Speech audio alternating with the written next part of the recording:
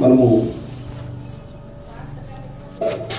భారతంలో పంచమ వేదమైనటువంటి భారతాన్ని ఆది పర్వాన్ని విశేషంగా ప్రవచనం చేయడం జరుగుతుంది. భారతం అంటేనే పంచమ వేదం. అంటే ఎవరు కూడా ప్రపంచంలో వేదాలన్నింటినీ కూడా స్టడీ చేయడానికి కాదు, ఒక వేదం స్టడీ చేయాలంటేనే 60 సంవత్సరాలు పడుతుందని చెప్పారు. ఒక వేదం 60 సంవత్సరాలు. మరి 60 సంవత్సరాలు పడితే మరి 4 వేదాలు ఎప్పుడు మనం పూర్తి చేయాలి చెప్పండి. సో అంత గొప్పగా మన ఋషులు ధ్యానించి దర్శించి సమాధి స్థితిలోకి వెళ్ళి భగవంతుని యొక్క శబ్దరూపమైనటువంటి పదాలను వాళ్ళు మనసులో జ్ఞాపకం చేసుకొని మళ్ళీ దాన్ని రాసిపెట్టారు. సో ఇంత మేధస్సు కలిగినటువంటి ఋషులు ఇదంతా ఎందుకు చేశారు అంటే, వచ్చేటువంటి కలియుగము చాలా ప్రమాదకరంగా ఉంటుంది.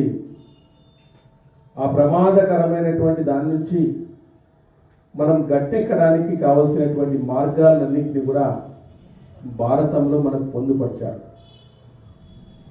భారతం చదవడం వల్ల మనకు మోక్షమే లభిస్తుంది.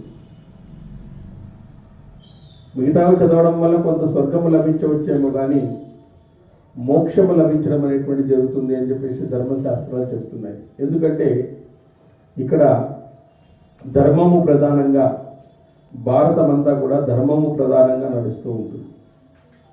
ఆ ధర్మానికి సంఘర్షణ ఏర్పడినప్పుడు ఆ వ్యక్తులు ఏ విధంగా ప్రవర్తిస్తారు, సంఘర్షణలో ఏ విధమైనటువంటి నిర్ణయాలు తీసుకుంటారు, ఎవరిని మనం గౌరవించాలా, ఎవరిని మనం గౌరవించకూడదు, ఎటువంటి అసూయలు ఉంటాయి, ఎటువంటి కుళ్ళు కుతంత్రాలు ఉంటాయి సమాజంలో అని అనేక పాత్రల ద్వారా మనకు భారతంలో తెలియచేయడం అనేటువంటి జరిగింది. అవన్నీ కూడా మనము తెలుసుకోవడం వల్ల ఏమవుతుందంటే మన జీవితాన్ని మెరుగుదిద్దుకోవచ్చు, మన జీవితాన్ని మనం పండించుకోవచ్చు, మన ప్రవర్తనను మార్చుకోవచ్చు. ఆ ప్రవర్తనను మార్చుకోవడం ద్వారా మనలో అద్భుతమైనటువంటి భగవత్ ప్రేరణ, భగవత్ శక్తి, భగవత్ విభూతిని బయటకు తీసుకొని రావచ్చు అని చెప్పేసి ధర్మశాస్త్రవేత్తలు చెప్తున్నారు అన్నమాట. కాబట్టి మనము ఈ భారతాన్ని అధ్యయనం చేయడం వల్ల, ఎందుకంటే గుడి అనేది ఒక సంస్కార కేంద్రం, సంస్కారం అనేది ఇక్కడే నేర్పించబడుతుంది. ఈరోజు గుళ్ళంతా కడుతున్నారు కానీ గుడిలో సమావేశం అయ్యే వాళ్ళు ఎవరు లేరు. పూజారి కూడా టైం టు టైం వచ్చి వెళ్ళిపోతున్నారు. కాబట్టి ఆ సంస్కార కేంద్రము మరి ఏమైంది ఈరోజు? పూర్వకాలంలో అంత పెద్ద గుళ్ళు కట్టేవాళ్ళు, అక్కడ సంస్కారం జరిగేది. గుడిలోకి వచ్చేటువంటి వాళ్ళకు ఖచ్చితంగా ప్రవచనము వినిపోయేవాళ్ళు. ఆ రోజు సంస్కారవంతంగా ఉండేవాళ్ళు. ఆ రోజు ఏమీ ఆదాయం లేకుండా రాజులు గుడి కట్టేవాళ్ళు. కారణం ఏమి? ప్రజలు సంస్కారవంతులైతే పెద్దగా మాకు ఖర్చు ఉండదు, దొంగలు ఉండరు, దారి దోపిడీ దొంగలు ఉండరు, వాళ్ళు ఉండరు, వీళ్ళు ఉండరు అని చెప్పేసి ఆ రోజు పెద్ద పెద్ద గుళ్ళు కట్టినారు. శ్రీరంగం లాంటి గుడి చూడండి, ఎంత ఎకరాలు ఉంది. మరి ఈరోజు గుడి కడుతున్నాం కానీ గుడిలో ఏమైనా ఒక ధర్మ కార్యం చేస్తున్నామా? దేశానికి సంబంధించింది కానీ దైవానికి సంబంధించింది కానీ ఏదైనా చేస్తున్నామా? యూత్ గుడికి వస్తున్నారా చెప్పండి? వస్తున్నారు, కొద్దిసేపు ఉండి వెళ్ళిపోతున్నారు. యూత్ గుడికి రావాలా? ఇదే సంస్కార కేంద్రం. వాళ్ళకి కుటుంబంలో చెప్పించడం లేదు, దేవాలయాల్లో చెప్పించడం లేదు, విద్యా సంస్థల్లో చెప్పించడం లేదు. మరి ఎవరు చెప్పిస్తారు వాళ్ళు చెప్పండి? విద్యా సంస్థల్లో చెప్పించడం లేదు, గుడిలో చెప్పించడం లేదు, ఇంట్లో అసలుకే చెప్పించడం లేదు. ఇంక సంస్కారం ఎక్కడి నుంచి వస్తుంది పిల్లలకి? మరి సంస్కారం రావాలంటే ఏదో కేంద్రం ఉండాలి కదా. కాబట్టి ఆ సంస్కారం రావాలంటే ప్రతి ఒక్కరూ కూడా దేవాలయాన్ని సందర్శించాలా, రూల్ పెట్టాలని, ఇంటింటికి పోయి చెప్పాలా. మనం ప్రతి ఇంటికి వెళ్ళి ప్రతి శనివారం లేదా ఒక వారానికి ఒకసారి దేవాలయాన్ని సందర్శించాలా. అక్కడ మన సంస్కృతి గురించినటువంటి ఇవన్నీ కూడా చెప్పాలా, పిల్లలకి కూర్చోబెట్టి చెప్పాలా. దేవాలయాన్ని సందర్శించమంటే ఫోటోలు తీసుకొని వెళ్ళిపోయేది కాదు, 4 ఫోటోలు తీసుకొని వాట్సాప్లో షేర్ చేసేది కాదు. మన సంస్కృతి గురించి వాళ్ళు తెలుసుకోవాలా. ఎందుకంటే రేపు పొద్దున సంస్కృతికి వారసులు వాళ్ళే. మన దగ్గర ఉన్నటువంటి జ్ఞానాన్ని వాళ్ళకి అందిస్తే కదా వాళ్ళు నెక్స్ట్ తరాన్ని ప్రభావితం చేసేది. ఈరోజు యూత్ గుళ్ళకి వస్తున్నారు, వాళ్ళు విహారాల కోసం వస్తున్నారు. అవి విహార స్థలాలుగా మారిపోయినాయి, విహార స్థలాలుగా మారిపోతున్నాయి. వస్తారు, 4 ఫోటోలు తీసుకుంటారు, దాన్ని షేర్ చేస్తారు, ఇది బాగుంది అంటారు.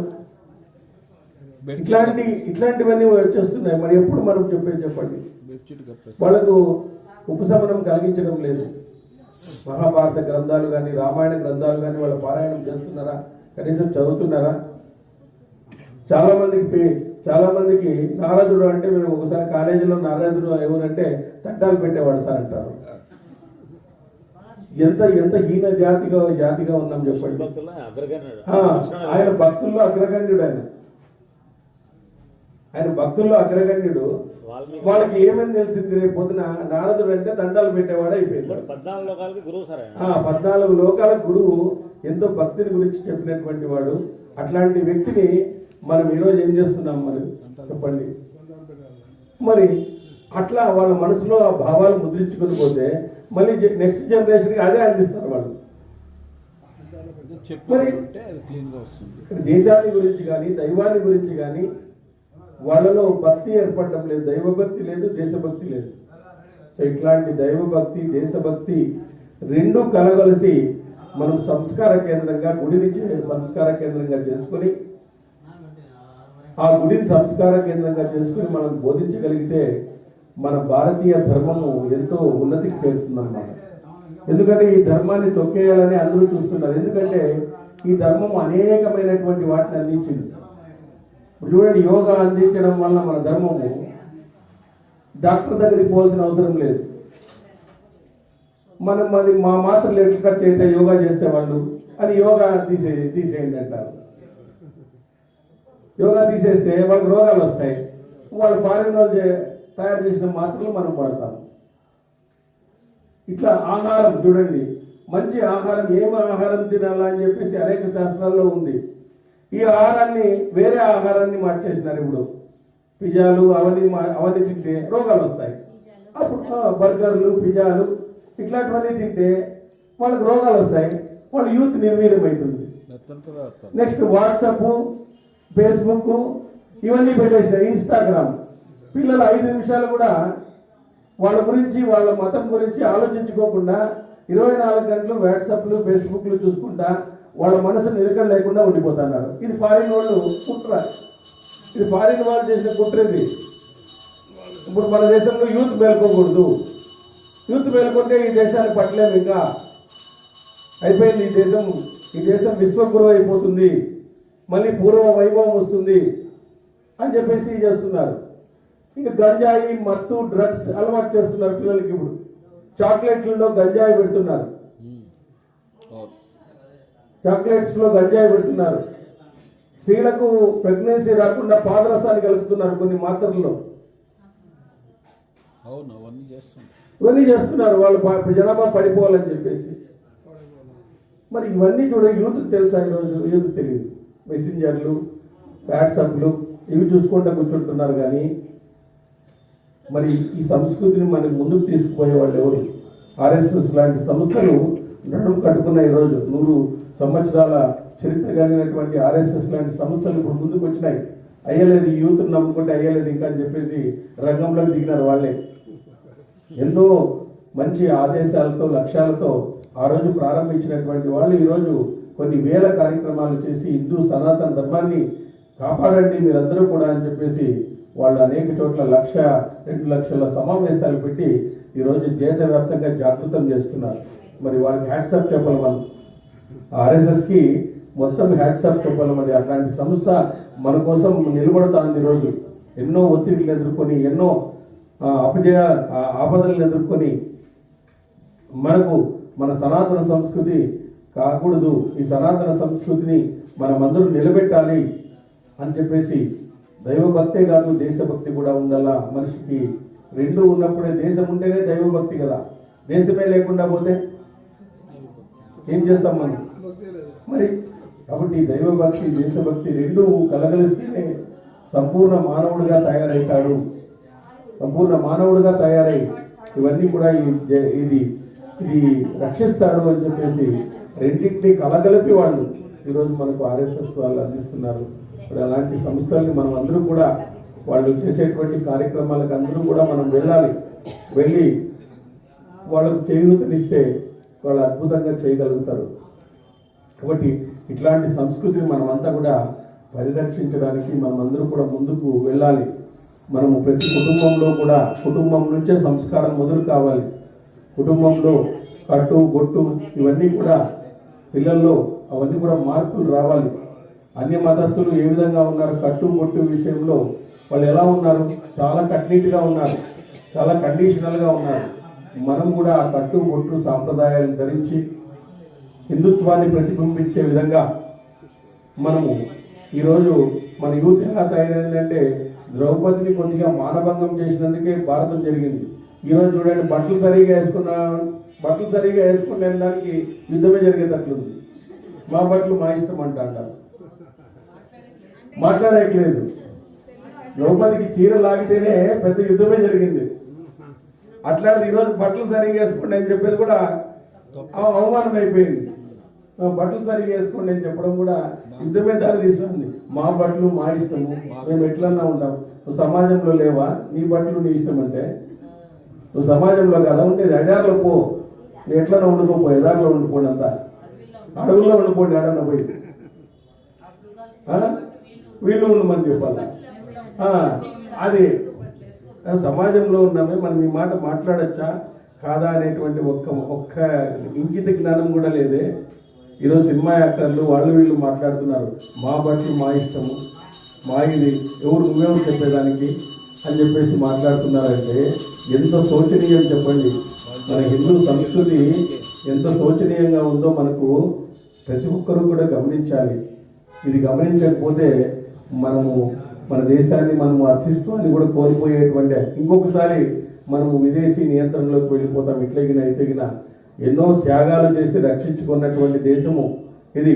ఎంతమంది త్యాగాలు చేశారు, ఎంతమంది వాళ్ళ యొక్క డబ్బును వదిలేసినారు, వాళ్ళ యొక్క ఆస్తులను వదిలేసినారు, వాళ్ళ యొక్క సంసారాలను వదిలేసినారు, వాళ్ళ యొక్క విద్యాభ్యాసాన్ని వదిలేసినారు. దేశం కొరకు వాళ్ళు త్యాగం చేశారు వాళ్ళ జీవితాలని. మరి అలాంటి వ్యక్తుల యొక్క చరిత్రలు కానీ, అలాంటి వ్యక్తుల యొక్క జీవితాలను కానీ ఈరోజు యూత్ ఆదర్శంగా తీసుకుంటా ఉంది. ఈరోజు చూడండి, వాళ్ళకు ఒక దిశ నిర్దేశం చేసేవాళ్ళే లేరు. ఈరోజు ఎక్కడ కానీ వాళ్ళకు దిశ నిర్దేశం చేయడం లేదు. వేరే చోట నిర్దేశం చేస్తున్నారు, కానీ మన దాంట్లో అది జరగడం లేదు. కాబట్టి మనమందరూ కూడా మేల్కొని ఈ హిందుత్వాన్ని, హిందూ సనాతన సంస్కృతిని పరిరక్షించాలా. వేరే మతాలకు మనం వ్యతిరేకం కాదు, కానీ మన మతాన్ని మనము అభివృద్ధి చేసుకోవాలా, మన సంస్కృతిని మనం పటిష్టం చేసుకోవాలా. మన సంస్కృతిలో మనం అందరూ కూడా సమైక్యంగా ఉండేటువంటి రోజు రావాలని ఆ భగవంతుని మనస్ఫూర్తిగా కోరుకుంటున్నాం ఈరోజు. ఆ విధంగా ఇక్కడ నిన్న చెప్పినటువంటి కౌరవ పాండవులంతా కూడా అస్త్ర విద్య ప్రదర్శన చేశారు. అందులో అర్జునుడు మేటి ప్రదర్శన చేయగలిగినాడు. అనేకమైనటువంటి అస్త్రాలను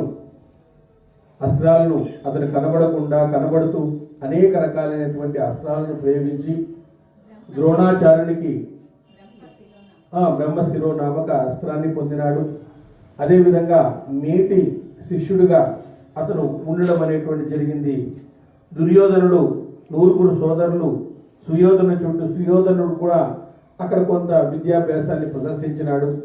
వాళ్ళిద్దరూ కూడా ఆ కౌరవుల్లో సుయోధనుడు, పాండవుల్లో అర్జునుడు సమవుజ్జిగా నిలిచి ఆ విధంగా అనేకమైనటువంటి అస్త్ర విద్యా ప్రదర్శనలు అక్కడ చేయగలిగినారు.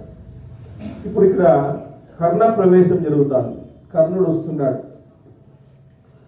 వైశంపాయనుడు ఇలా అన్నాడు, ఆశ్చర్యంతో వికసించిన కన్నులు గల ద్వారపాలకుల అవకాశం ఇచ్చిన తర్వాత శత్రుపుర విజేత అయినటువంటి కర్ణుడు విశాలమైన రంగస్థలం మీదకి వచ్చాడు. అక్కడ వాళ్ళందరూ ప్రదర్శన జరుగుతూ ఉంటే కర్ణుడు కూడా ఎంటర్ అయినాడు అనమాట. కర్ణుడు శరీరంతో పాటే పుట్టిన కవచాన్ని ధరించి ఉన్నాడు. అంటే సహజంగా అతనికి కవచ కుండలాలు ఉన్నాయి. చెవులకున్న కుండలాలు ముఖాన్ని వికసింపజేస్తున్నాయి. చేత ధనస్సు బట్టి నడుముకు కత్తిని పట్టుకొని వస్తున్న ఆ కర్ణుడు కదిలి వస్తున్న కొండలాగా ఉన్నాడంట. ఒక పర్వతంలాగా మెరిసిపోతున్నాడంట. ఆ కర్ణుని కుంతి కన్యావస్థ ఎందే గర్భంన కన్నది ధరించింది. చిన్నప్పుడే ఆమె ఆ విధంగా సూర్య భగవాను నుంచి ఆమె పొందడం అనేటువంటి జరిగింది. విశాలమైన కీర్తి, పెద్ద కన్నులు కలవాడును, శత్రు సంహారకుడైన ఆ కర్ణుడు వాడి కిరణాలు గల సూర్యుని అంశతో జన్మించినాడు. అతను సూర్యుని అంశతో మనకు జన్మించడం తెలిసిందే, ఇంతకుముందు చెప్పారు. అతడు సింహము, ఎద్దు, ఏనుగుల వలె బల వీర్య పరాక్రమను కలిగినటువంటి వాడు. దీప్తిలో సూర్యునితోనూ, కాంతిలో చంద్రునితోనూ, తేజస్సులో అగ్నితోనూ సమానమైనటువంటి వాడు. అద్భుతమైనటువంటి వీరుడు, సమానమైనటువంటి వాడు. పొడుగరైన కర్ణుడు బంగారు తాటి చెట్టు వలె కనిపిస్తున్నాడు. యువకుడైన అతని శరీర నిర్మాణము సింహాన్ని పోలి ఉంది. అతని శరీరము సింహాన్ని పోలి ఉంది. సూర్య భగవానుడు కుమారుడు కాబట్టి దివ్య శోభతో వెలుగుతున్న అతడు లెక్క కందని మంచి లక్షణాలన్నీ కూడా అతనికి ఉన్నాయి.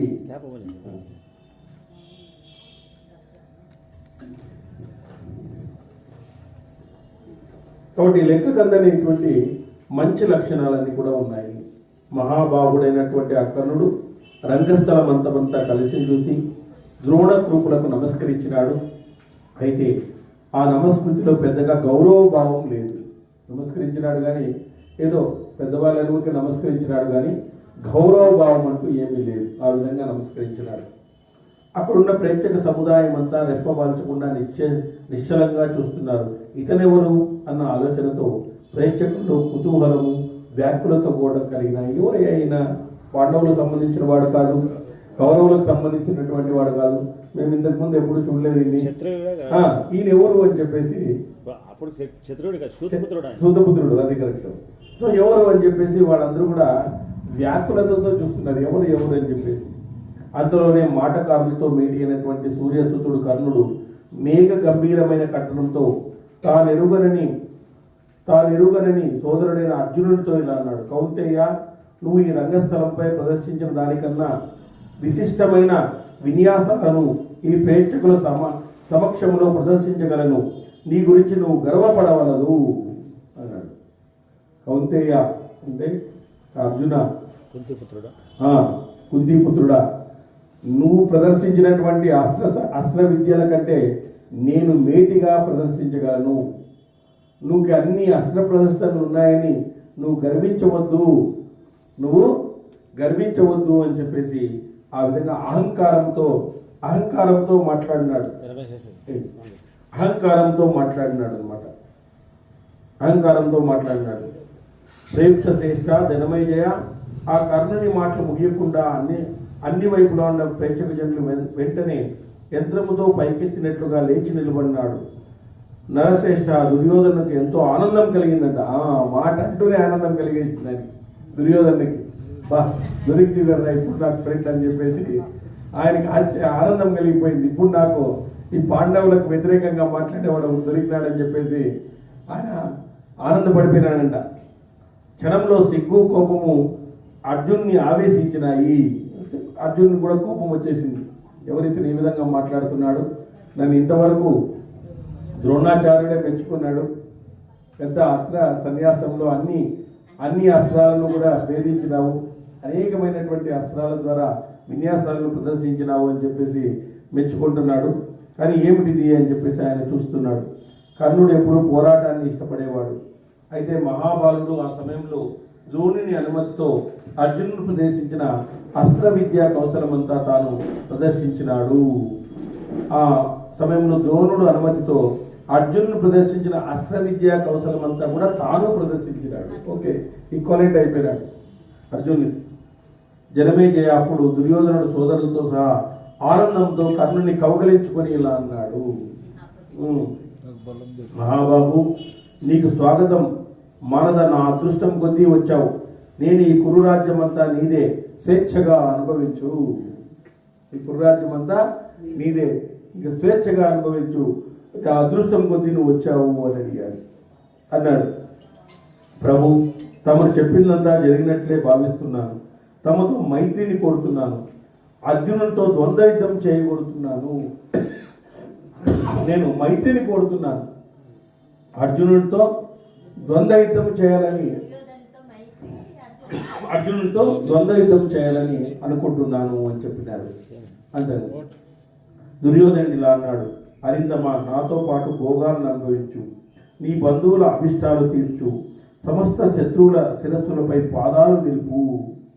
నాతో పాటు భోగాలను అనుభవించు, నాతో మైత్రిని తీసుకో, నా బంధువుల అభిష్టాలను తీర్చు, సమస్త శత్రువుల శిరస్సులపై పాదాలు నిలుపు, సమస్త శత్రువుల్ని నువ్వు తుదముట్టించు అని చెప్తున్నాడు.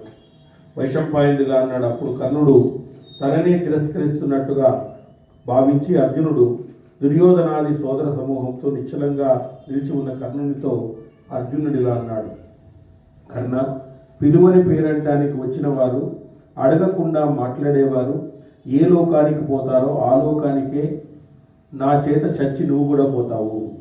ఇప్పుడే మాట్లాడినా అసలు నిన్ను ఎవరు పిలిచినారు? ఇప్పుడు సరే వచ్చినావు, వచ్చిన తర్వాత మాట్లాడు, ఎవరికో ఉండాలి.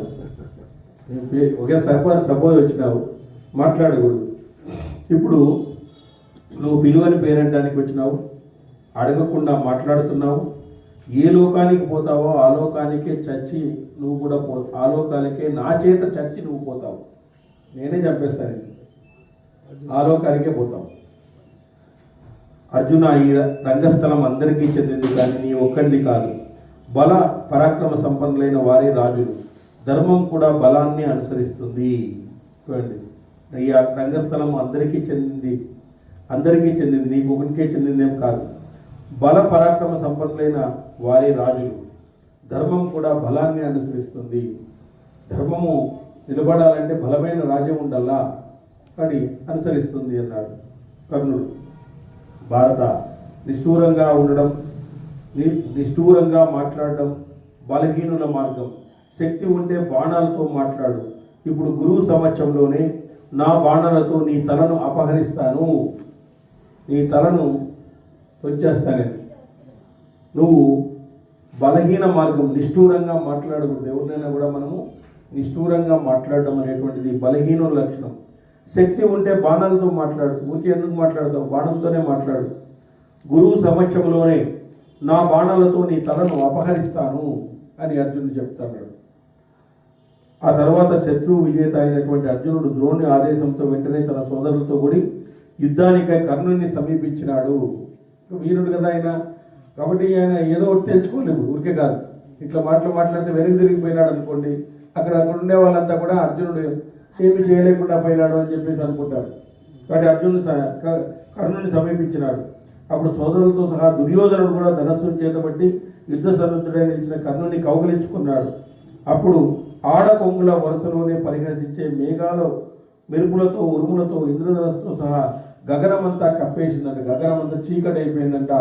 ఆ విధంగా కూడా కొంగలన్నీ కూడా, కొంగల వరుస అంతా కూడా ఉన్నట్టుగా మొత్తం అంతా ఆకాశమంతా నల్ల రంగుగా మారిందంట.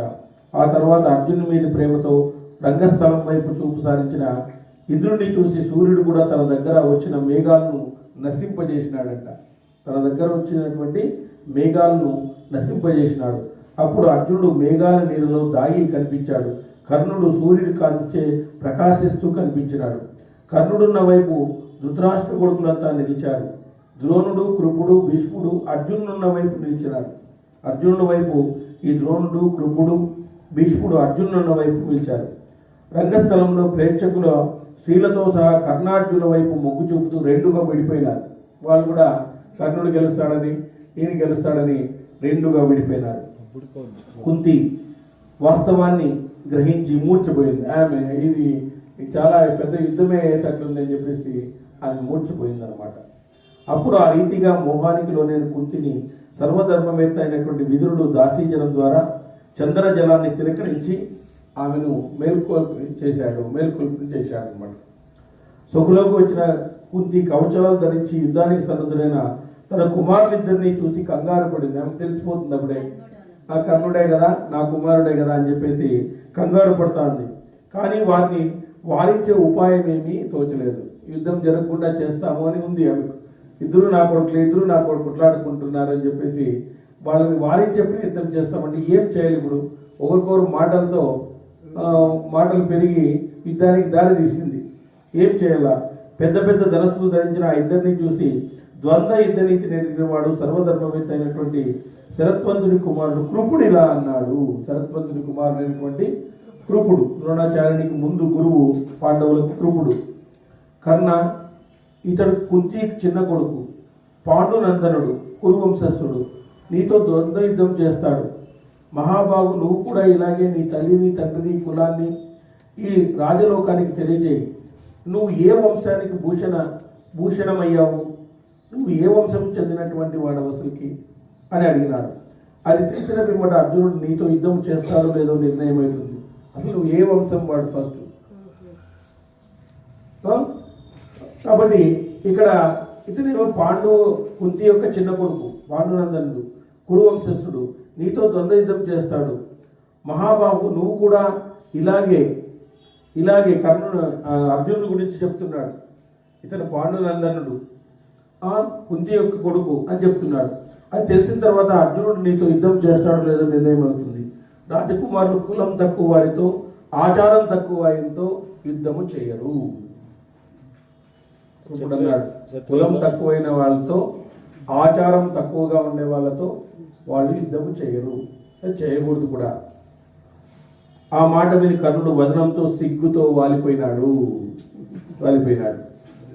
వర్షపు నీటితో తరిచిన వాలిన పద్మములాగా కనిపించినాడు. ఆచార్య, శాస్త్రానుసారంగా రాజు అవ్వడానికి 3 కారణాలు ఉన్నాయి. ఉత్తమ కులంలో పుట్టినవాడు, సూర్యుడు, సేనాధిపతి, ఈ ముగ్గురు రాజులే. ఈ అర్జునుడు రాజు కానీ వారితో యుద్ధం చేయడానికి ఇష్టపడకపోతే ఇప్పుడే ఈ కర్ణుణ్ణి అంగరాజ్యపతిగా చేస్తున్నాను. ఇప్పుడే దుర్యోధన చెప్పినాడు, నేను ఇతన్ని అంగరాజ్యానికి రాజుగా చేస్తున్నాను ఇప్పుడే, అదే అడ్డంకి అయితే అని చెప్పేసి ఆ విధంగా చెప్తున్నాడు. అప్పుడు వైశంపాయనుడు ఆ తర్వాత దుర్యోధనుడు ధృతరాష్ట్రునితో, భీష్మునితో సంప్రదించి బ్రాహ్మణుల ద్వారా పట్టాభిషేకానికి అవసరమైన సామాగ్రిని తెప్పించినాడు. ఆ క్షణంలోనే మహాబలుడు, మహారథుడైనటువంటి కర్ణుడు స్వర్ణ సింహాసనంపై అధిరింపజేసి మంత్రవేత్తలైన బ్రాహ్మణుల ద్వారా పేలాలు, పూలు కలిపిన స్వర్ణ కలశాలతో నిండిన నీటితో అభిషేకితుని చేశారు. అక్కడే మొదలుపెట్టినాడు పట్టాభిషేకం. అన్ని సామాన్లన్నీ తెప్పించినాడు, కూర్చోబెట్టినాడు, సోఫా వేసేసినాడు, మొత్తం అంతా కూడా పేలాలన్నీ వేయించినాడు. అందరితో మొత్తం అంతా కూడా అంగరాజ్య పట్టాభిషేకం అంగరంగ వైభవంగా చేసినాడు. మంచివాడే.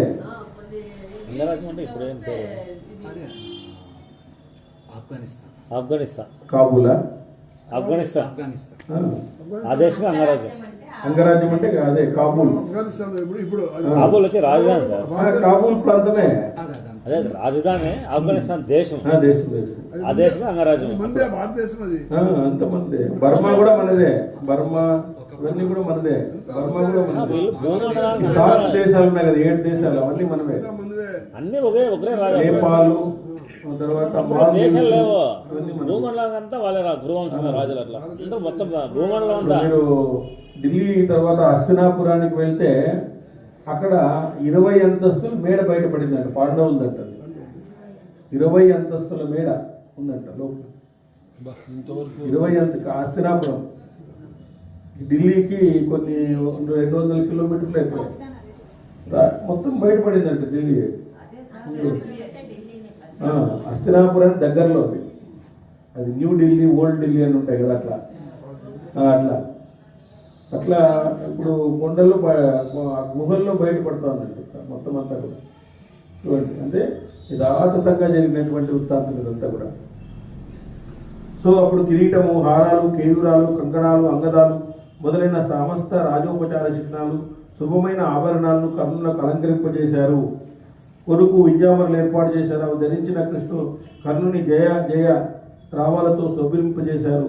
రాజా బ్రాహ్మణులచే ఆదరించబడిన కర్ణుడు వారికి అంతులేని ధనాన్ని ఇచ్చి దుర్యోధనతో ఇలా అన్నాడు, రాజశ్రేష్ఠుడా, నీకు రాజ్య ప్రదానం చేశాను, దీనికి సాటిగా నీకేమి ఇవ్వగలను ఆదేశించు, చేయడానికి సిద్ధంగా ఉన్నాను. అప్పుడు సుయోధనుడు, నీతో ఎడతెరిగిన మైత్రిని కోరుతున్నాను అని కర్ణునితో అన్నాడంట. దుర్యోధనుడు నీకేమి ఇవ్వాలా అని, ఒక అంగరాజ్య పట్టాభిషేకం చేయాలి కదా, నీకేమి ఇవ్వాలా అని కర్ణుడు దుర్యోధనుడు అడిగితే, అప్పుడు నీతో ఎడతెగని మైత్రిని కోరుతున్నాను, నేను స్నేహాన్ని కోరుతున్నాము అని చెప్పినాడంట. దుర్యోధనుడు అలా అనగానే కర్ణుడు అలాగే అని సమాధానం ఇచ్చి సంతోషంగా ఒకరినొకరు కౌగలించుకొని పరమానందాన్ని పొందినారు. మంచిది కాదు. అవును, దుర్యోధనుడు తన స్వార్థం కోసం వాడుకున్నాడు కర్ణుడు. అంతే అంతే అంతే కరెక్ట్ కరెక్ట్. కర్ణుడు స్వార్థానికి దుర్యోధన వాడుకున్నాడు. అంతే అంతే. కాబట్టి అంటే అది కలి క్యారెక్టర్. దుర్యోధన అంతా కలి క్యారెక్టర్. అది స్వార్థంతో ఏమంటే స్నేహం కాబట్టి నిలబడలేదు. కర్ణుడికి రాజశ్రేయం కాదు, ఆయనకి ఇంత స్నేహం కాదు. అర్జున్ పడగొట్టాలంటే ఖచ్చితంగా ఎవరి స్వార్థం. ఆ తర్వాత కొరడాయే తన ప్రాణమైన అతిరథుడు కర్ణుని పిలుస్తూ రంగస్థలం మీద ప్రవేశించాడు.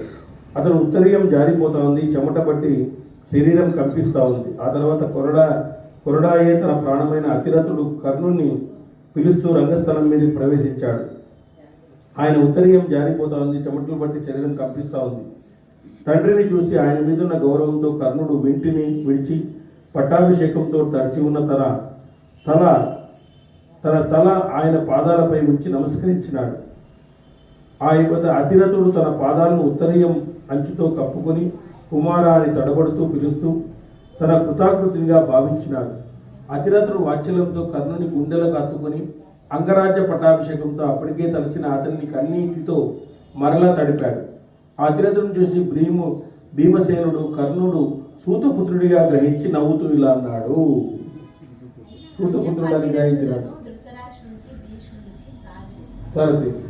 కాబట్టి ఈ అతిరథుడిని చూసిన తర్వాత ఓహో ఇది తన సూతపుత్రుడు కదా అని చెప్పేసి ఆయనకు ఒక అనుమానం వచ్చింది.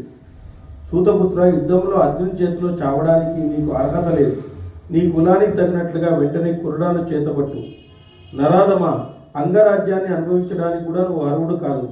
యాగంలో అగ్నిహోత్రుని దగ్గర ఉన్న పురోడశాన్ని కుక్క కూడా పొందలేదు. అగ్నిహోత్రం దగ్గర ఉన్నటువంటి పురోడశాన్ని కుక్క కూడా పొందదు. అట్లాడితే నువ్వు అంగరాజ్యాన్ని పొందడానికి వీల్లేదు. సూతుడైనటువంటి వాడికి రాజ్య పట్టాభిషేకం చేయకూడదు. కాబట్టి భీమసేను మాటలు విని కర్ణుడు పెదవి కొంచెం కంపించగా పెద్దగా నిట్టూర్పు విడిచి గగనతలంపై ఉన్న సూర్యుని చూశాడు. అప్పుడు బలశాలి అయిన దుర్యోధనుడు కోపంతో సోదరులు అనే పద్మాకరం నుంచి మదపటేనుకు బయటకు వచ్చినట్టుగా ముందు కురికాడు. ఆ దుర్యోధనుడు అక్కడ నిలిచి ఉన్న ఘోర కర్మాసక్తుడైనటువంటి భీమసేనుతో ఈ విధంగా అన్నాడు, రుకోదర, ఈ విధంగా మాట్లాడడం నీకు తగదు. క్షత్రియులకు బలమే ప్రధానం. బలం అంటే హీన క్షత్రియులతోనైనా పోరాడవలసిందే. సూర్యుల పుట్టుక ఎరుల పుట్టుకతోని వాస్తవాలు తెలుసుకోవడం చాలా కష్టం. చరాచర ప్రపంచమంతా వ్యాపించి ఉన్న అగ్ని నీటి నుంచి పుట్టింది. రాక్షస సంహారం చేయగల వజ్రాయుధం దదీచి వెన్నెముక నుంచి పుట్టింది. దదీచి మహర్షి యొక్క వెన్నెముక నుంచి వజ్రాయుధం పుట్టింది. కాబట్టి ఎక్కడ పుడతారో సూర్యులు ఎలాగైనా పుట్టవచ్చు, ఎక్కడైనా పుట్టవచ్చు, నువ్వు యుద్ధం చేయవలసిందే అని చెప్తున్నాడు. సమస్త గృహస్వరూపులైనటువంటి స్కంద భగవానుడు అగ్నికృత్తిక, రుద్రుడు, గంగ వీరందరికీ కొడుకు అని అంటుంటారు. మరి స్కందపుత్రుడు ఎక్కడ పుట్టినాడు? రెల్లుగడ్డిలో పుట్టినాడే, సుబ్రహ్మణ్యేశ్వర స్వామి. మరి ఎంతోమంది బ్రాహ్మణులు క్షత్రియులకు పుట్టిన వాళ్ళు ఉన్నారు. ఎంతోమంది బ్రాహ్మణులు క్షత్రియులకు పుట్టినటువంటి వాళ్ళు ఉన్నారు. నీవు కూడా వినే ఉంటావు. విశ్వామిత్రుడు వంటి క్షత్రియుడు కూడా బ్రాహ్మణత్వాన్ని పొందినాడు. విశ్వామిత్రుడు క్షత్రియుడే, మళ్ళీ బ్రాహ్మణత్వాన్ని పొందినాడు. శత్రుదారులో మేటి అయిన ద్రోణాచార్యుడు కలశం నుంచి పుట్టినాడు. గౌతమ మహర్షి వంశంలో కృపాచార్యుడు రెల్లు పొద నుంచి పుట్టినవాడే, కృపి. ఇప్పుడు శత్రుదారులో మేటి అయిన ద్రోణాచార్యుడు కలశం నుంచి పుట్టినాడు. గౌతమ మహర్షి వంశంలో కృపాచార్యుడు రెల్లు పొద నుంచి పుట్టినవాడే. మీ సోదరుల పుట్టుక ఎటువంటిదో అది కూడా నాకు తెలుసు. సర్వ శుభ లక్షణాలతో కూడి కవచ కుండలాలతో పుట్టిన ఈ సూర్య తేజస్కుడు కర్ణుడు సూత స్త్రీకి ఎలా పుట్టగలడు? జింక పులిని కనలేదు కదా. జింక పులిని కంటుందా? ఇంత ఇంత మెరిసిపోతూ సూర్య భగవాన్ లాగా మెరిసిపోతున్నటువంటి వాడు సూతపుత్రికి ఎలా పుట్టగలుగుతాడు అని క్వశ్చన్ వేసినాడు. ఈయన నిలబెట్టేసినాడు. ఇక సూర్య తేజస్సుడైన క్షత్రియ గుణ సంపన్నుడైన యుద్ధాలంకృతుడైన సూర్యుడైన ఇటువంటి వాడిని సూతుడికి ఎట్లు కలగలడు? తన బాహుబలం వలన ఆదేశాలను శిరసా వహించడానికి సిద్ధపడిన నా వంటి మిత్రుడు తోడ్పాటు వలన ఈ అంగరాజు అంగదేశానికే కాదు సమస్త భూమండలానికి రాజు కాదగిన వాడు. అంగరాజ్యమే కాదు సమస్త భూమండలానికి అంత వెలుగుతున్నాడు సూర్య భగవానుని వలె. ఎవరైనా నేను చేసిన ఈ పని నచ్చకపోతే రథాన్ని అధిరోహించి కానీ పాదచారులే కానీ వీటిని ఎక్కపెట్టవచ్చు అన్నాడు. అప్పుడు రంగస్థలం అంతా సుయోధనకు అభినందనలతో పాటు యుద్ధము జరుగుతున్న భయంకరంతో ఆహాకారాలు చెలరేగినాయి. అంతా మద్దతు పలికినారు ఆయనకి. కొన్ని ఎగ్జాంపుల్స్ చెప్తూనే ఓహో ఇదే కదా అని చెప్పేసి ఆ విధంగా పలికినాయి. అంతలో సూర్యుడు అస్తమించినాడు. అప్పుడు దుర్యోధన నరపాలకుడు కర్ణుని చేతి వేళ్లను పట్టుకుని జీవల కాంతిలో రంగస్థలం నుంచి నిష్క్రమించినారు. అంటే సూర్యోదయం అయిన తర్వాత మళ్ళీ యుద్ధం చేయకూడదు, వెళ్ళిపోయినారు. ఒకరికొరు నిష్క్రమించినారు, యుద్ధ భూమి నుంచి నిష్క్రమించినారు. రాజా పాండవులు కూడా ద్రోణునితో కుబునితో భీష్మునితో కలిసి ఎవరింటికి వాడు వెళ్ళిపోయినారు. భరత ప్రేక్షకులు కొందరు అర్జునుడి గురించి, కొందరు కర్ణుని గురించి, మరికొందరు దుర్యోధను గురించి మాట్లాడుకోసాగినారు. కుంతి దివ్య లక్షణాలతో కనిపిస్తున్న అంగరాజు కర్ణుడు తన కుమారునిగా గుర్తించింది. సో ఈమె గుర్తించేసింది. దానితో ఆమె ఇతరులు తెలుసుకోలేని రీతిలో ఆనందించింది. ఒక పక్క కర్ణుడు చూసిన తర్వాత ఆయనకు ఆనందం కలిగింది, నా కుమారుడే కదా. రాజా కర్ణుని చేరిక తర్వాత దుర్యోధను కూడా అర్జునుని కారణంగా కలిగిన భయం, రాజా కర్ణుని చేరిక తర్వాత దుర్యోధనునికి కూడా అర్జునుని కారణంగా కలిగినటువంటి భయము అంతరించిపోయింది. దుర్యోధనుడు భీముడిని చూస్తారో అంత వణుకు పుట్టేది దుర్యోధనునికి. ఎప్పుడైతే కర్ణుడు వచ్చినాడో నాకు భయం లేదు ఇంకా అని చెప్పేసి, నాకు ఇంక భయం లేదు, నేను వీళ్ళని ఎదుర్కోగలుగుతానని చెప్పేసి ఆ విధంగా ఆయనకి భయమే అంతరించిపోయిందంట. భయం అంతరించి అస్త్ర విద్యలో భూరి పరిశ్రమ చేసిన ఆ వీరుడు కర్ణుడు కూడా సుయోధనుడితో ప్రేమగా వ్యవహరించాడు. కర్ణునితో సమానమైన విలుకాడు భూమిపై లేడని ధర్మరాజు కూడా భావించినాడు. సో ఈయన కూడా పాండవ వంశస్థుడే కదా, ఆయన కూడా మరి కుంతికి పుట్టినటువంటి వాడే, అందులో సూర్య తేజస్సుతో పుట్టినటువంటి వాడు కాబట్టి సమానమైనటువంటి తేజస్సు కలిగిన ఉంటాడు అని ఈయన కూడా అభిప్రాయపడినాడు ధర్మరాజు. పాండవులు ధార్తరాష్ట్రులు అర్థవిద్యలో నిష్ణాతులైనారని నిర్ణయించుకున్న తర్వాత ద్రోణుడు గురుదక్షిణ స్వీకరించిన తగిన సమయం ఆసన్నమైందని భావించాడు రాజా. ఆ తర్వాత ద్రోణాచార్యుడు తన శిష్యులందరినీ పిలిపించి గురుదక్షిణ కోరుతూ ఇలా పలికినాడు. అందరికీ విద్యలైంది, అస్త్ర విద్య ప్రదర్శన చేసినారు. అందరూ కూడా పాండవ ప్రముఖులు కౌరవ ప్రముఖులు అందరూ కూడా దాన్ని చూశారు. తర్వాత ఈ మధ్యలో కర్ణుని ఎపిసోడ్ ఒకటి వాళ్ళకు కొద్దిగా ఇబ్బంది కలిగించింది. సరే అని చెప్పేసి ఆ విధంగా జరిగింది. పంచాల రాజైన ద్రుపదుని యుద్ధంలో బంధించి తీసుకురండి, మీకు మేలు కలుగుతుంది, ఇదే నాకు ఇవ్వగలిగిన గురుదక్షిణ. ఈయన ద్రోణుడు మర్చిపోలేదు, ఇదే ద్రుపదుడు పాలి ఇవ్వలేదని చెప్పేసి ఆయన పట్టుకురావాలా, మీరు ఎట్లైనా కానీ తీసుకురావాలా అని చెప్పేసి నాకు ఇదే గురుదక్షిణ, మీరు ఇంకేమి డబ్బులు గిబ్బులు ఏమి ఇవ్వద్దండి, వాడిని పట్టుకురండి అని చెప్పినాడు. అలాగే దెబ్బతీయగల రాజకుమారులంతా త్వరగా రథాలకి గురుదక్షిణ ఇవ్వడానికి ద్రోణాచార్యంతో సహా బయలుదేరినారంట. ఎక్కడికి? ద్రుపద రాజ్యానికి. ఆ తర్వాత దుర్యోధనుడు పాంచాల దేశానికి. దుర్యోధనుడు కర్ణుడు బలిష్ఠుడైనటువంటి యుధిష్ఠిరుడు అంటే దాసీకి పుట్టినటువంటి వాడు, ధృతరాష్ట్రుడి యొక్క దాసీకి పుట్టినటువంటి వాడు. దుశ్శాసనుడు, వికర్ణుడు, జలసంధుడు, సులోచనుడు, పరాక్రమవంతుడు, నరశ్రేష్ఠుడు, క్షత్రియ శిరోమణులు అయినటువంటి అనేక రాజకుమారులు అహామమికతో యుద్ధం సిద్ధపడి పంచాల రాజ్యంలో ప్రవేశించారు. అక్కడున్న ప్రజలను దండిస్తూ మహాతేజస్వైన ద్రుపదుని రాజధాని వైపు దూసుకొని పోతున్నారంట. అంతా కూడా రథాలను నిర్వహించి రాజకుమారులంతా అశ్వికులతో పాటు నగరంలోకి ప్రవేశించి రాజమార్గాన్ని పట్టారు.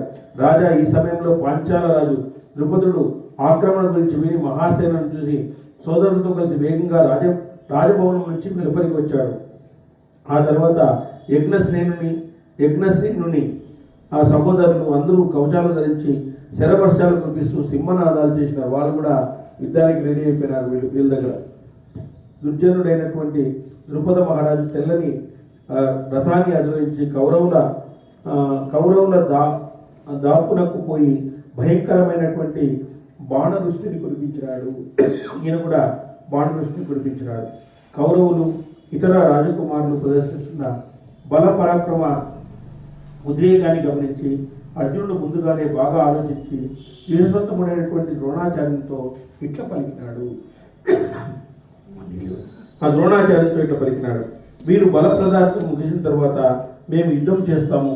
పాంచాల రాజు ద్రుపదుని యుద్ధంలో బంధించడం వీరికి అసాధ్యము. వీరి పరాక్రమ ప్రదర్శన ముగిసిన తర్వాత మేము యుద్ధము చేస్తాము. పాంచాల రాజు ద్రుపదుని యుద్ధంలో బంధించడం వీరికి అసాధ్యము.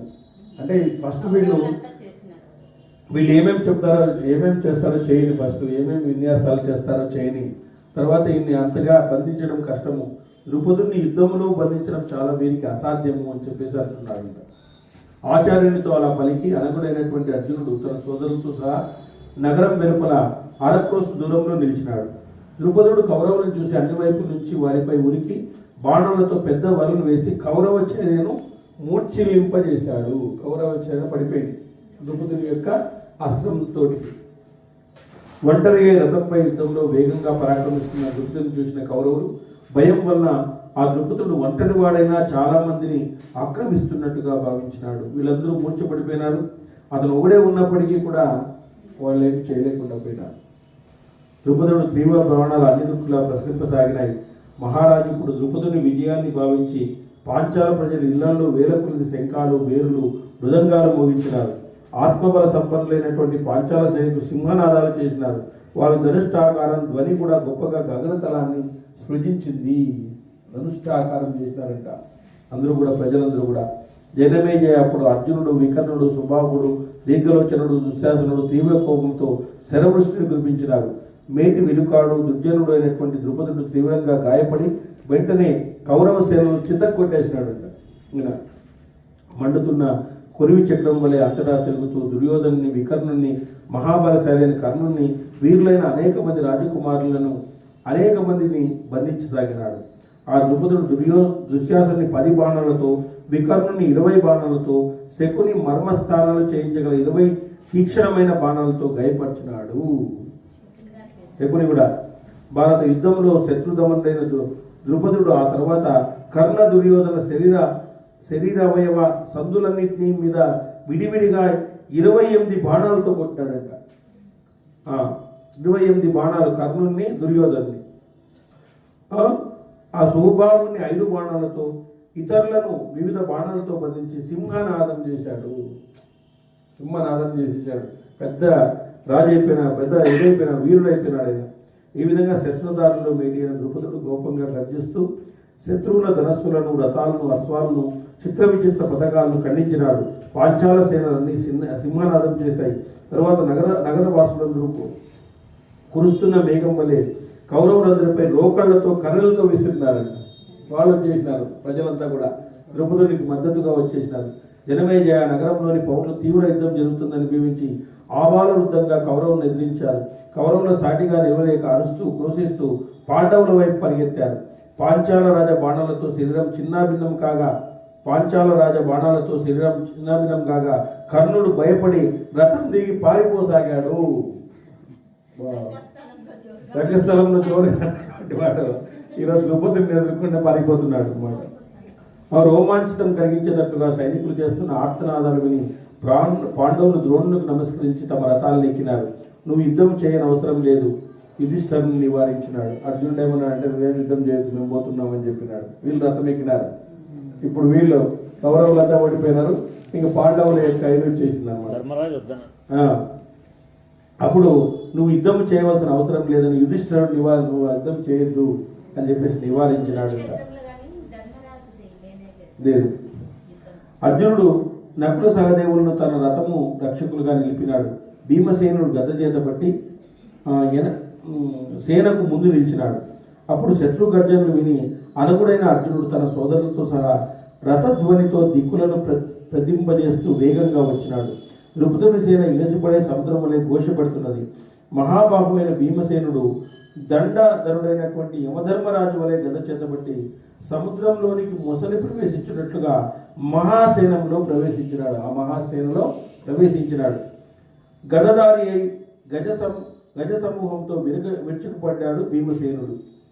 అసమాన పరాక్రమం కలిగినటువంటి యుద్ధ కుశలుడైన ఆ భీమసేనుడు మృత్యు రూపాన్ని ధరించి గదతో గజ సమూహాలను సంహరింపజేశాడు.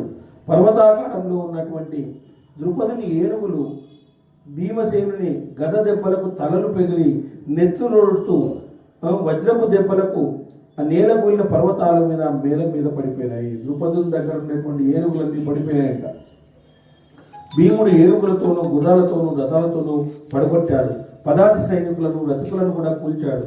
గోపాలుడు దండము చేతబట్టి పశుగణాలను తోలినట్లుగా రుకోదరుడు రథాలను ఏనుగులను తరుముతూ వెంటబడినాడు. సో ఈ భీమసేనుడు బాగా ఎదిరించినాడు ద్రుపద సైన్యాన్ని. రాజా ఈ సమయంలో ద్రోణులకు ప్రియాన్ని కలిగించడానికి ఉద్యమించిన అర్జునుడు శరజాలంతో ద్రుపదుని తరుముతో ఆక్రమించినాడు. అన్ని దిక్కుల అశ్వ సమూహాలతో రథ సమూహాన్ని ఏనుగుల గుంపును నేలకొచ్చుతూ ప్రళయ కాలాగ్ని వలె అర్జునుడు విజృంభించినాడు.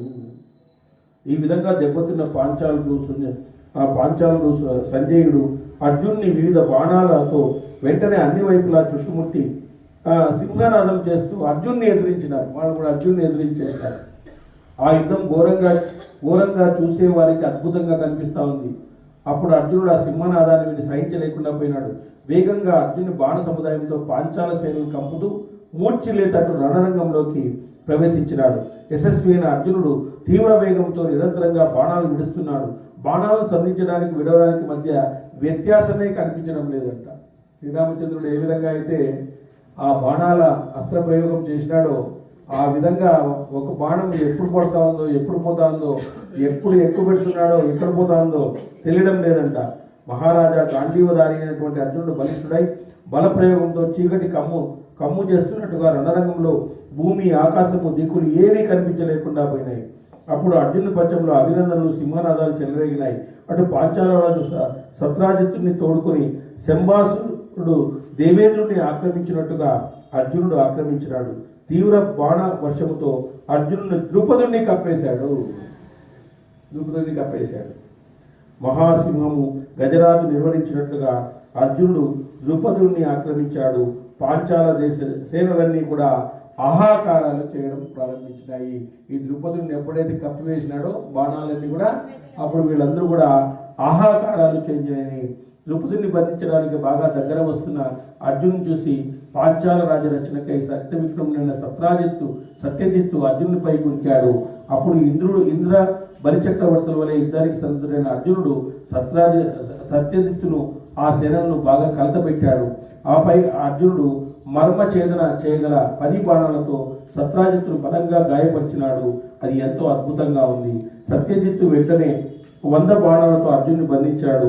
అయితే పార్థుడు ద్రుపదుని శరవర్షము తనను కప్పిన నారి సారించి వేగంగా బాణాలను విడిచి సత్యజిత్తుని ధనస్సును ఖండించి ద్రుపదునిపై ఉడికినాడు.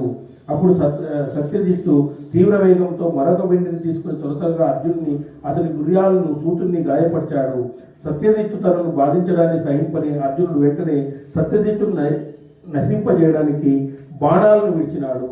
సత్యజిత్తు గుర్రాలను, ధ్వజాన్ని, వింటిని, పిడికిడిని, రథికులను, సారథిని కూడా అర్జునుడు గాయపరిచినాడు. అలా ధనస్సులు మాటి మాటికి విరుగుతున్నాయి, అశ్వాలు మరణిస్తున్నాయి. సత్యజిత్తు రణరంగం నుంచి పారిపోయినాడు.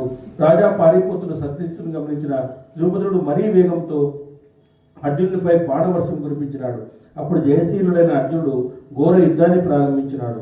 అర్జునుడు ఆ ద్రుపదుని వింటిని ఖండించి ధ్వజాన్ని నేలకొచ్చి 5 బాణాలతో గుర్రాలను, సారథిని బంధించినాడు. ద్రుపదుడు విరిగిన ధనస్సును విడిచి మరొక వింటిని తీసుకునే లోపు అర్జునుడు కత్తిని చేతబట్టి సింహనాదం చేశాడు. అర్జునుడు వెంటనే పాంచాల రాజు రథం నోగలిపైకి సముద్రాన్ని కలతపెట్టి పాములను పట్టుకునే గర్భమంతుని వలె దూకి ద్రుపదుని రథంపై నిర్భయంగా నిలిచి అర్జునుడు ద్రౌపదిని లొంగ తీసుకున్నాడు. అయిపోయినట్లే. ఇంకా వారితో పాంచాల సైనికులందరూ 10 దిక్కులకు పరిగెత్తిపోయినారు. అర్జునుడు సర్వసేనాలు తన బాహుబలాన్ని ప్రవర్తిస్తూ సింహనాదాన్ని చేసి నిష్క్రమించినాడు. అర్జునుడు రాక చూసి కుమారులంతా ఒకటై మహాత్ముడైన ద్రౌపదుని నగరాన్ని ధ్వంసం చేయసాగినారు. వాళ్ళందరూ కూడా ధ్వంసం చేయసాగినారు. భీమసేన రాజ్యశ్రేష్ఠుడైన ద్రౌపదుడు కురువీరులకు బంధువు అయినా సేనను సంహరించవద్దు, గురుదక్షిణగా ద్రుపదుడిని మాత్రమే మనం ద్రోణునికి ఇస్తాము, ఎవరిని నువ్వు సంహరించవద్దు అని చెప్పేసి భీమసేనునికి అర్జునుడు చెప్తున్నాడు. హరి ఓం స్వస్తి యదక్ష స్వదభ్రష్టం మాత్ర ఆయన చెప్పి వస్తదేవి మిగతాదేవ నారాయణ నమోస్తు.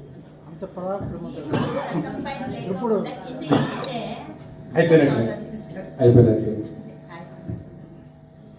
సర్వమంగళ రామ సీతారామ రామ సర్వ వినుత శాంతిదాత రామ రామ సర్వమంగళ రామ సీతారామ రామ సర్వ వినుత శాంతిదాత రామ రామ మనస్సులోని మాయా బాబు రామ రామ మనస్సులోని మోము చూపు రామ రామ సర్వమంగళ రామ సీతారామ రామ సర్వ వినుత శాంతిదాత రామ రామ నీవు నేనను భేద బుద్ధి మాపి మాలో నిలుపుమాని జ్ఞాన సిద్ధి రామ రామ సర్వమంగళ రామ సీతారామ రామ సర్వ వినుత శాంతిదాత రామ రామ కామ క్రోధ లోభ పాశాందోళ కడకు ద్రోసి కావుమయ్యా రామ రామ సర్వమంగళ రామ సీతారామ రామ సర్వ వినుత శాంతిదాత రామ రామ ఏకశిలాపురవాస సీతారామ రామ లోకేశ బహురూప విలాస కోదండ రామ లోకేశ బహురూప విలాస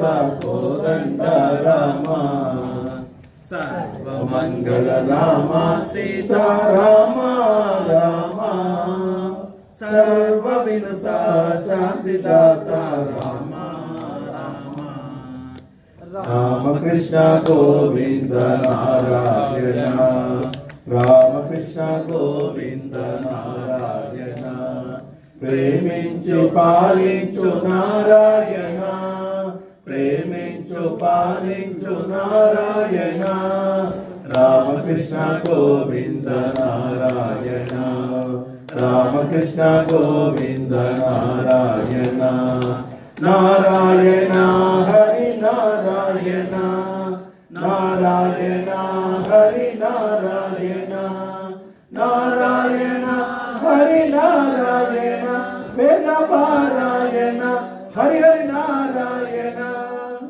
శ్రీయకాంతాయ కళ్యాణ నిదయే నిదయేతినా శ్రీ వెంకట నివాసాయ శ్రీవాసాయ మంగళము నిత్యాయ నిరమధ్యాయ సత్యానంద చిదాత్మనే సర్వాంతర్యాత్మనే శ్రీమద్ వెంకటేశాయ మంగళం మంగళం సంహార కోదండ రామ రావణ సంహార కోదండ రామ సీతాపతే జయ జానకి రామ సీతాపతే జయ జానకి రామ సీతాపతే జయ జానకి రామ సీతాపతే జయ జానకి రామ రామచంద్ర ప్రభు రఘువంశ నామ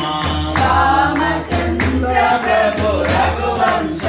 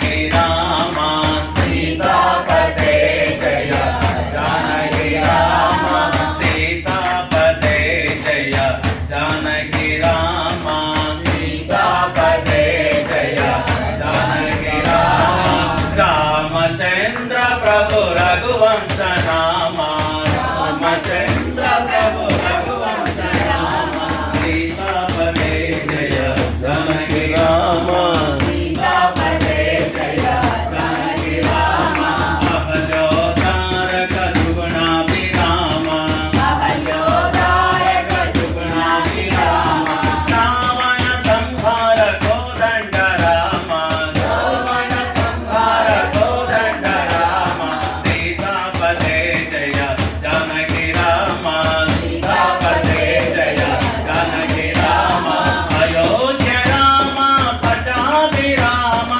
अयोध्या राम पट्टाभिराम पट्टाभिराम पट्टाभिराम अयोध्या राम पट्टाभिराम अयोध्या राम पट्टाभिराम नव नव कोमल कल्याण राम नव नव कोमल कल्याण राम सीतापते जय जानकी राम सीतापते जय जानकी राम रामचंद्र प्रभु रघुवंश नाम सीतापते जय जानकी राम